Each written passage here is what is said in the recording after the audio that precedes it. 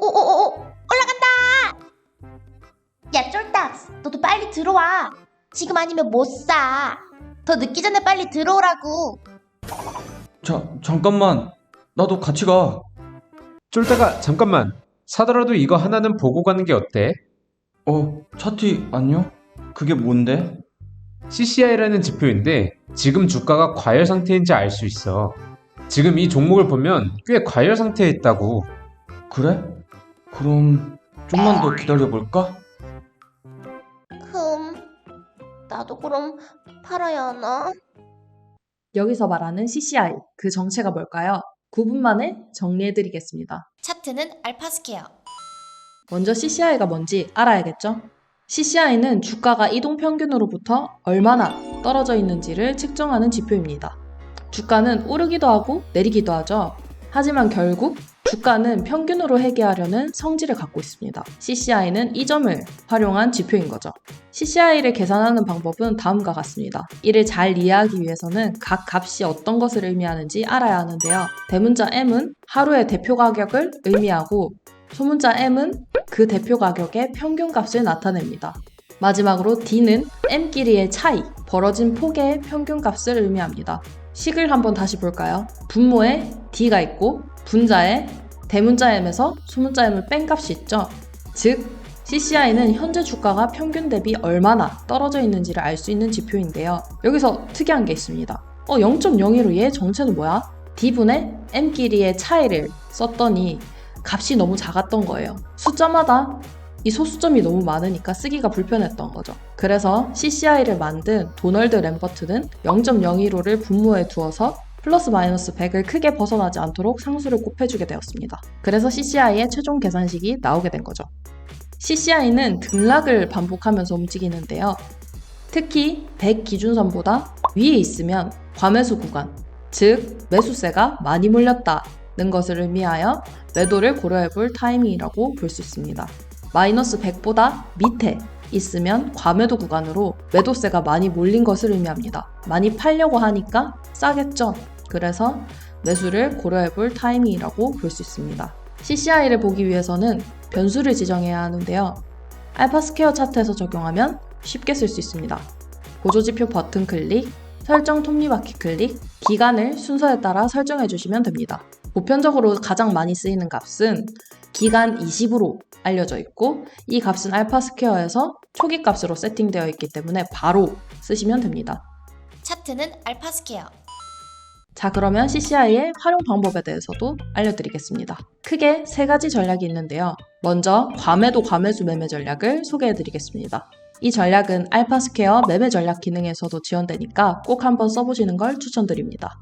원래 보편적인, 원래 쓰던 CCI 매매 기법은 과매수 구간일 때 매도, 과매도 구간일 때 매수하게 됩니다. 하지만 과열권의 시작에서 매매하면 추세가 유지될 수 있기 때문에 예를 들어서 더 오를 수 있었는데 빨리 팔거나 더 떨어질 수 있었는데 빨리 사는 경우가 발생할 수 있어서 더 큰 수익을 놓칠 수 있다는 단점이 있습니다. 그래서 CCI 매매 기법을 좀 더 보완을 해봤어요. 과매수, 과매도가 해소할 때 매매하는 방법인 거죠. 그림으로 보면 상단 기준선 100을 밑으로 뚫고 내려올 때 과매수가 해소되니까 매도, 하단 기준선 마이너스 100을 위로 뚫고 올라올 때 과매도가 해소되니까 매수하는 방법입니다.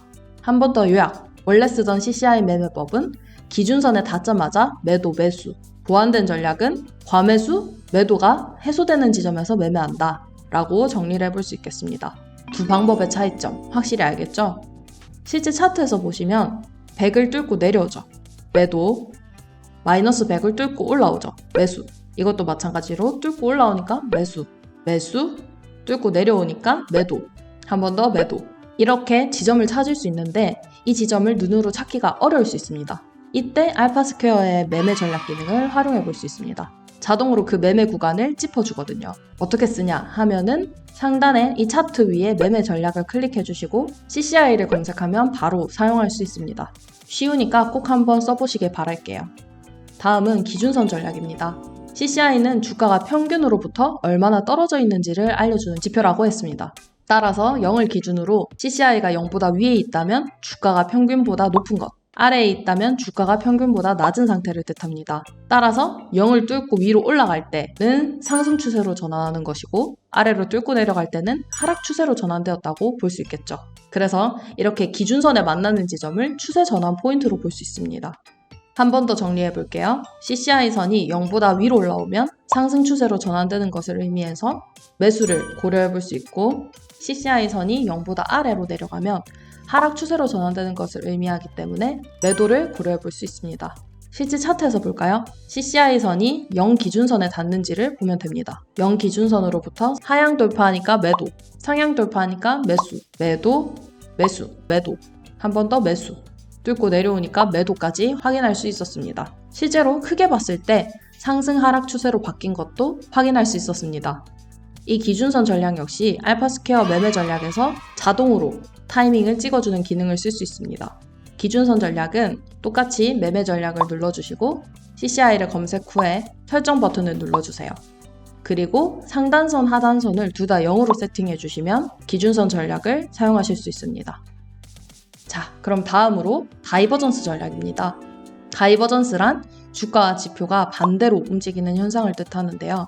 주가가 상승할 때 CCI가 하락하면 하락 다이버전스, 주가가 하락하는데 CCI가 상승하면 상승 다이버전스라고 부릅니다. 다이버전스는 상승 하락 추세의 강도가 약해지고 반대 추세로 전환되는 것을 암시합니다. 그림으로 보면 주가는 상승하는데 CCI는 하락하는 경우 하락 추세로 전환된다. 그래서 그 지점에 매도하겠다라는 방법입니다. 실제 차트에서 보시면 주가는 상승하는데 지표는 하락하는 경우 하락 다이버전스가 발생했다고 보고 하락 추세로 전환될 거야 라고 예상을 하면서 매도를 해볼 수 있겠죠. 실제로도 하락 추세로 전환된 것을 확인할 수 있었습니다. 반면 주가가 하락할 때 CCI가 상승한다면 이는 상승 추세로 전환될 것이다 라는 것을 암시해서 매수를 고려해 볼 수 있습니다. 실제 차트에서 보시면 주가가 하락할 때 지표가 상승하고 있죠. 즉 상승 다이버전스가 발생했다고 보고 상승 추세로 전환될 것이다 라고 예상을 하여 매수를 고려해 볼 수 있겠습니다. 실제로도 상승 추세로 전환된 것까지 확인할 수 있었습니다. 여기서 꿀팁! 아까 소개드렸던 두 번째 전략, 기준선 전략과 함께 쓰면 더 효과적으로 안전하게 쓸 수 있다는 점까지 같이 챙겨주시면 좋을 것 같아요. 차트는 알파스퀘어. 이런 CCI에도 한계가 있는데요. 첫 번째, 종목별로 유효한 기준값이 달라질 수 있다. 첫 번째 이 종목은 CCI가 마이너스 150에서 400 사이를 왔다 갔다 하고 두 번째 종목은 마이너스 670에서 120을 왔다 갔다 합니다. 종목별로 주가 흐름이 너무 다양하기 때문에 고정된 CCI 기준값을 정하기가 어렵다는 게 단점입니다. 두 번째 한계, CCI는 주가의 평균을 기반으로 한 지표이기 때문에 후행성을 띱니다. 따라서 횡보장이라면 성과가 좋지 않을 수 있어 다른 지표와 함께 쓰는 것이 좋습니다. 유명하게 궁합이 좋다고 알려진 친구들은 피봇 포인트, 프라이스 채널, 이동평균선, RSI 등이 있습니다. 요약, CCI는 종목별 기준값이 다를 수 있고 후행성을 띠기 때문에 횡보장에서는 결과가 좋지 않을 수 있다 라고 정리해 볼 수 있겠습니다. 이제 CCI 잘 활용할 수 있겠죠? CCI 매매 타이밍 자동으로 찍어주는 곳은 알파스퀘어 무료로 쓸 수 있으니까 꼭 한번 이용해 보시길 바랄게요. 링크는 댓글에서 확인해 주세요.